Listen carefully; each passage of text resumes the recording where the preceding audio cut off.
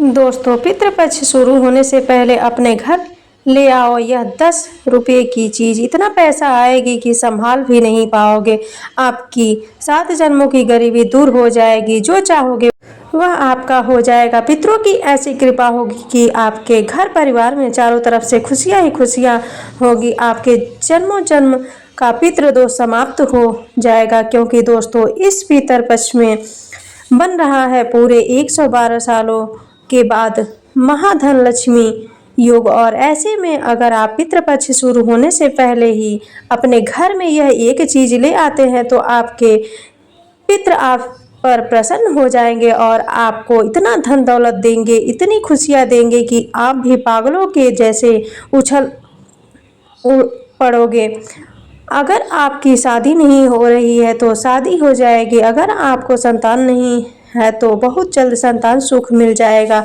साथ ही जन्मों जन्म का कर्ज है तो वह भी उतर जाएगा। गरीबी से छुटकारा मिलेगा। दोस्तों, बस आपको इस पितृपक्ष में यह मात्र 10 रुपये की चीज अपने घर पर लेकर आनी है। देखिए दोस्तों, जो पितृपक्ष है वह हमारे पितरों का ही त्योहार माना जाता है। जी हाँ दोस्तों, यानी कि हमारे जो पूर्वज थे जो अब हमारे साथ नहीं है, जो स्वर्गवासी हो चुके हैं, हम उनकी ही याद में उनके लिए तर्पण करते हैं। और आपको मैं बता दूं, अगर आपके पितरों की कृपा आपके ऊपर हमेशा रहे तो फिर आपके जीवन में कभी भी आप गरीबी का सामना नहीं करेंगे। आपको कोई भी बुरी शक्ति परेशान नहीं कर सकती, न ही आपके ऊपर कोई बुरी बला आएगी। आपका हर काम चुटकियों में बनेगा। हर काम दोस्तों आपका समय से पहले ही हो जाएगा। धन दौलत की भरमार आपके घर में रहेगी। आपके बच्चे हमेशा हंसते खेलते रहेंगे। बस आपको इस पितृपक्ष अपने घर में एक छोटी सी चीज लेकर आनी है। जो गरीब हो या अमीर हर कोई ला सकता है, क्योंकि इस चीज से आपके पितृ प्रसन्न हो जाएंगे। दोस्तों, इस बार का जो पितृपक्ष है वह 7 सितंबर से शुरू हो जाएगा। जी हाँ दोस्तों, 7 सितंबर से ही पितृपक्ष की शुरुआत हो रही है और पितृपक्ष खत्म होगा 21 सितंबर को। यह 16 दिन अगर आपने अपने पितरों की अच्छे से सेवा कर ली, यानी कि अच्छे से तर्पण कर लिया, उन्हें याद कर लिया, उनके समक्ष दान पूर्ण कर दिया और यह केवल 10 रुपये की चीज अपने घर आप लेकर आ जाएंगे तो यकीन मान लीजिए आपके पितृ बहुत प्रसन्न होंगे आप पर। फिर चाहे बंगला हो या गाड़ी या करोड़ रुपए का धन हो, सब कुछ आपको मिलेगा। बस यह 10 रुपये की चीज आपको अपने घर लेकर आनी है। आखिर कौन सी है वह 10 रुपये की चीज, आज इस वीडियो में सारी जानकारी दूंगी। मेरे प्यारे दोस्तों, इस वीडियो को शुरू से लेकर आखिरी तक देखते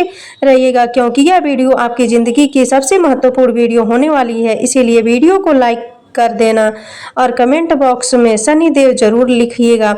शनिदेव के सच्चे भक्त कमेंट बॉक्स में जय शनिदेव लिखें और राधे राधे अवश्य लिखें। बोलिए राधे राधे। दोस्तों, सबसे पहली चीज़ है आपके जो भी पूर्वज है, मान लीजिए आपके दादाजी थे जब आपके साथ नहीं और आपके दादी जी का आप इस पितृपक्ष में तर्पण कर रहे हैं तो आप अपने दादी जी की पसंदीदा मिठाई या पसंदीदा खाना अपने घर में बनवाइए या आप फिर खाइए और उनको तर्पण में भी अर्पित करिए। साथ ही मान लीजिए उनको अगर बाजार की कोई चीज़ पसंद हो, जैसे कि खाने की कोई वस्तु हो गई या फिर कोई दूसरी चीज़, चाहे वह कुछ भी हो, आप उसे खरीद कर अपने घर ला सकते हैं और उसका दान कर सकते हैं। इससे आपके जो पूर्वज हैं वह बहुत प्रसन्न होंगे, उनको बहुत ज़्यादा प्रसन्नता होगी और वह जहाँ भी रहेंगे खुश रहेंगे और आपके ऊपर खूब कृपा बरसाएंगे। आपका हर काम बनने लगेगा, आपका हर काम चुटकियों में होने लगेगा, कर्ज से आप बाहर आ जाएंगे। देखिए दोस्तों, अक्सर इंसान के जीवन में बहुत सारी परेशानियां होती है। किसी की शादी नहीं होती, किसी को कर्ज समस्या दे रहा होता है, किसी के घर में बीमारी लगी रहती है, कोई इंसान चाहकर भी अपने जीवन में आगे नहीं बढ़ पाता। कभी घर परिवार में बीमारियां ही बीमारियां लग जाती हैं, आए दिन लड़ाई झगड़े होते हैं। तो इन सब के पीछे का जो कारण होता है वह है हमारे पितृ, हमारे पूर्वज हमसे नाराज होते हैं और वह नाराज भी हमारी ही गलतियों के कारण होते हैं। अगर हम आपको उनको प्रसन्न करने के लिए अपने घर में उनकी ही पसंद की कुछ चीज लेकर आए इस पितृपक्ष के दौरान, तो वह बहुत जल्द प्रसन्न होंगे और आपके जीवन में जो आप इतने कष्ट झेल रहे हैं वह भी दूर होंगे। अब दोस्तों दूसरे नंबर की चीज बता रहे हैं, बिल्कुल ध्यान से सुनिएगा और वीडियो छोड़कर जाने की भूल भी मत कीजिए। दोस्तों बहुत से लोग ऐसा मानते हैं कि पितृपक्ष में कोई भी नहीं चीज की खरीदारी नहीं की जाती है, जैसे कि कोई भी कपड़ा नहीं लाया जाता है, कोई भी आभूषण नहीं खरीदा जाता है। बहुत से लोग ऐसा मानते हैं कि कुछ भी नया खरीदते हैं या कोई नई वस्तु घर में लेके आते हैं श्राद्ध यानी कि पितृपक्ष में, तो हमारे पितृ देव हमसे रुष्ट होते हैं, अशुभ माना जाता है, वह चीज़ें फलती नहीं है। तो दोस्तों आइए जानते हैं कि क्या आखिर वह चीज़ सच है या फिर नहीं, बल्कि दोस्तों यह चीज़ जो आप सोच रहे हैं या जो भ्रमकता फैल रही है या बिल्कुल गलत मानी जाती है। दोस्तों पितृपक्ष में आप हर चीज़ का सुख भोग सकते हैं, यानी कि कोई भी नई चीज़ ला सकते हैं आप अपने घर में, फिर चाहे कपड़ा हो, आभूषण हो, फिर चाहे दोस्तों कोई वाहन क्यों ना हो, कोई भी चीज़ आप ला सकते हैं। परंतु गलती कहाँ होती है, जब भी हम कुछ नया चीज़ लाते हैं अपने घर में तो हम उसी में खुश हो जाते हैं और उसी में हम मग्न हो जाते हैं। और श्राद्ध पक्ष का ऐसा त्यौहार होता है कि इन चीज़ों की मनाही होती है। जब हम कुछ नई चीज़ लाते हैं तो वह किसकी वजह से आती है, वह होती है हमारे पितरों की कृपा की वजह से, देवी देवताओं की कृपा की वजह से। हम देवताओं को तो पूज लेते हैं परंतु हम अपने पितरों को भूल जाते हैं। हम यह नहीं सोचते कि उनकी ही कृपा से आज हम यह नई चीज़ लेके आए हैं। तो जब भी श्राद्ध में कुछ नया लेकर आए तो आप अपने पितरों का ध्यान अवश्य करें, उनको दोस्तों शुक्रिया अदा अवश्य करें। इसीलिए आप कोई भी चीज़ ला सकते हैं, बस उनका ध्यान जरूर करिएगा। अगर आप कोई नया चीज़ लाते हैं तो आपके पितर और प्रसन्न होते हैं कि हाँ मेरे घर में ही कुछ नया आया है। तो दोस्तों आप कर सकते हैं खरीदारी, कोई मना नहीं होती है, यह सरासर एक भ्रमकता होती है। अगर पितरों को खुश करना है तो आप अपने घर में कुछ भी ला सकते हैं जिससे आपके पितर और प्रसन्न होंगे। दोस्तों जरा आप विचार करिए कि साल के 365 दिनों में से यह पितरों का जो 16 दिन का त्यौहार है उसमें अगर आप कोई चीज़ नहीं अपने घर में लेके आते हैं और खुशियां मनाते हैं तो आपके पितर भी कितने खुश होंगे, वे भी प्रसन्न होंगे कि हाँ इस त्यौहार में उनके इन दिनों में आपके घर में कुछ नया आया है। तो दोस्तों यह भ्रमकता से दूर रहें और आप भी नया खरीद सकते हैं, घर ले सकते हैं, गाड़ी ले सकते हैं, बंगला ले सकते हैं, ज्वेलरी ले सकते हैं, कपड़े लत्ते की खरीदारी करें तो आप निश्चित होकर करें। इस भ्रमकता से हमने पर्दा उठा दिया है। अब अगली चीज़ की ओर बढ़ते हैं। दोस्तों इस बात का गांठ बांध ले कि होता है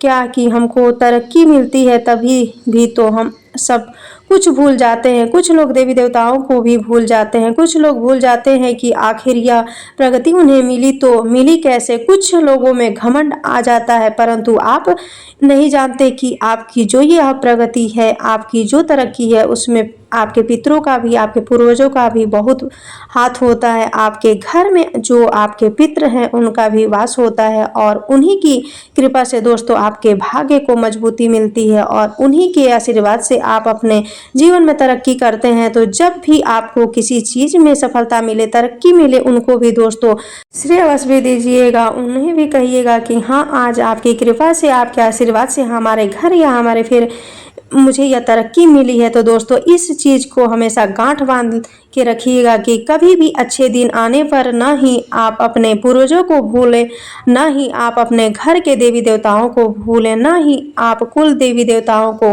भूलें, क्योंकि यह जो 3 देवता होते हैं, एक तो सबसे बड़े जो देवता होते हैं वो कुल देवी देवता, उसके बाद आते हैं हमारे सभी के हिंदू धर्म के देवी देवता और उसके बाद आते हैं हमारे पूर्वज। तो दोस्तों इन सभी को आपको श्रेय अवश्य देना, इनकी वजह से ही आपके घर में सब कुछ सुख सुविधा आ रही है। अगर दुख भी आ रहा है तो दोस्तों सोचिए कि आपने क्या गलती की है, आपने क्या गलती की होगी जिससे आपके पूर्वज, आपके कुल देवी देवता आपके ऊपर ईश्वर की कृपा नहीं है। आपने कुछ गलत किया होगा जिससे यह रुष्ट हैं, तो इनको मनाइए।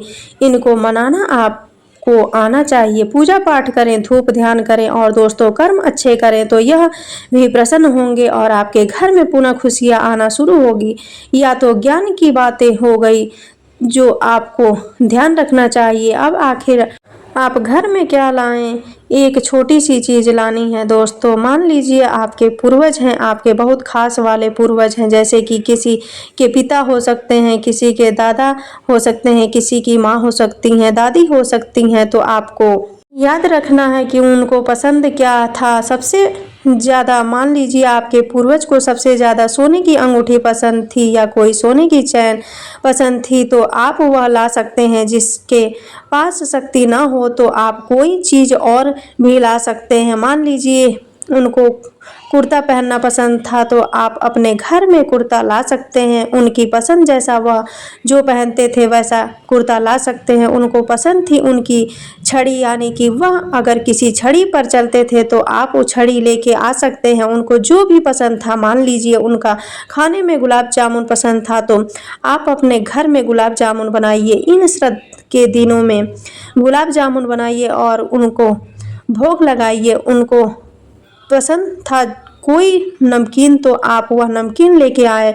इसी प्रकार से दोस्तों आपको सब कुछ करना है जिससे आपके जो पितृ हैं प्रसन्न हो, क्योंकि इन दिनों आपके घर में आपके पितृ का ही वास होता है। यह इस बात को हमेशा ध्यान रखिएगा। और जब आप उनकी पसंद की चीज़ें अपने घर में लेके आ रहे हैं, अपने घर में कुछ बना रहे हो उनकी पसंद का, तो आपके पितृ आपसे बहुत प्रसन्न होंगे। आपके हर एक दुख की जड़ से समाप्ति होगी और आपको हर प्रकार का सुख मिलेगा दोस्तों, जो आपने कभी जीवन में भी नहीं भोगा होगा। दोस्तों ध्यान में रखें कि जिनकी श्रद्धा हो वह महंगी चीज़ भी ला सकते हैं, जिनकी श्रद्धा नहीं हो तो वह छोटी चीज़ भी ला सकते हैं। ऐसी कोई मनाही नहीं हो, परंतु अगर आपकी शक्ति है कुछ अच्छा लाने की, अच्छा करने की तो अवश्य करें। मान लीजिए आपके पिताजी को धर्म ध्यान में बहुत रुचि थी, आपके पूर्वज को धर्म ध्यान में बहुत रुचि थी, तो आप चाहें तो कथा